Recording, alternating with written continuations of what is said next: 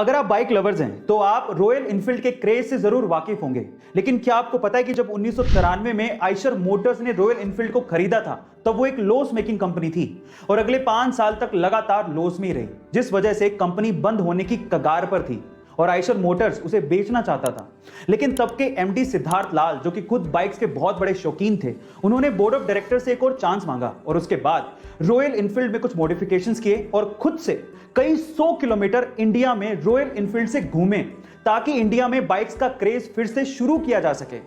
और उसी का नतीजा है कि आज royal Enfield mid size bike के सेगमेंट में 96% मार्केट को कैप्चर किए हुए है और इसी वजह से रॉयल इनफील्ड का इतना क्रेज है। दुनिया के बेहद शक्तिशाली लोगों की ये बातें आपको बहुत कुछ सोचने पे मजबूर कर देंगी। ध्यान से सुनिएगा। सबसे पहले शेक्सपियर, दूसरों की भावनाओं के साथ कभी मत खेलो, क्योंकि आप खेल जीत सकते हो लेकिन जोखिम यह है कि आप निश्चित तौर पर जीवन भर के लिए उस व्यक्ति को खो दोगे।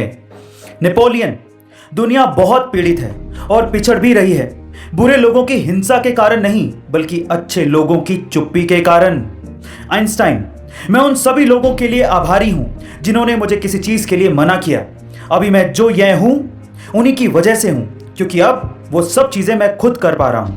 उसके बाद लास्ट में स्वामी विवेकानंद, सारी शक्ति तुम्हारे भीतर है, आप कुछ भी और सब कुछ कर सकते हैं, उस पर विश्वास करो, यह मत मानो कि तुम कमजोर हो।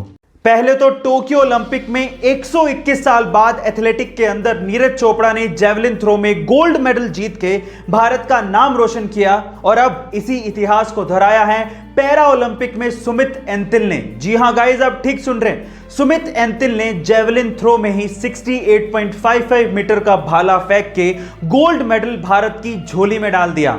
और तो और 68.55 मीटर का ये जेवलिन थ्रो अब तक का पैरा ओलंपिक में एक वर्ल्ड रिकॉर्ड भी है। So guys, proud to be an Indian. अक्सर जब आसमान में बिजली चमकती है तो हमें कहा जाता है कि आपको उस टाइम पे मोबाइल यूज नहीं करना चाहिए, लेकिन ये एक मिथ है। मोबाइल के यूज करने का बिजली के गिरने से कोई लेना देना नहीं है। उसका सबसे पहला रीजन यह है कि आजकल के मोबाइलों में जो ज्यादातर कंपोनेंट्स हैं वो बिजली को अट्रैक्ट या कंडक्ट नहीं करते। दूसरा, मोबाइल रेडियो वेव पे काम करते हैं, जो कि ना ही तो बिजली को अट्रैक्ट करती है ना ही बिजली को कंडक्ट करती है। लेकिन हां, अगर आप खुले मैदान में घूम रहे हैं और बिजली चमक रही है और अगर आपके आसपास कोई टॉलेस्ट ऑब्जेक्ट नहीं है जो कि बिजली को अर्थ में जाने का रास्ता दे, तो आप पे बिजली के गिरने के चांसेस सबसे ज्यादा हैं, भले आप मोबाइल को यूज करें या ना करें। तो फाइनली गाइस, अगर बिजली चमक रही है और आप घर पे या फिर कार में भी मोबाइल पे बात कर रहे हो तो मोबाइल की वजह से आप पे बिजली गिरने वाली नहीं है। क्या इसके पहले तक इंटरेस्टिंग फैक्ट आपको पता था? और अगर नहीं पता था तो कमेंट सेक्शन में जरूर लिखिएगा और ऐसे अमेजिंग वीडियोस के लिए शेयर, सब्सक्राइब एंड लाइक। मिलता है अगली वीडियो में।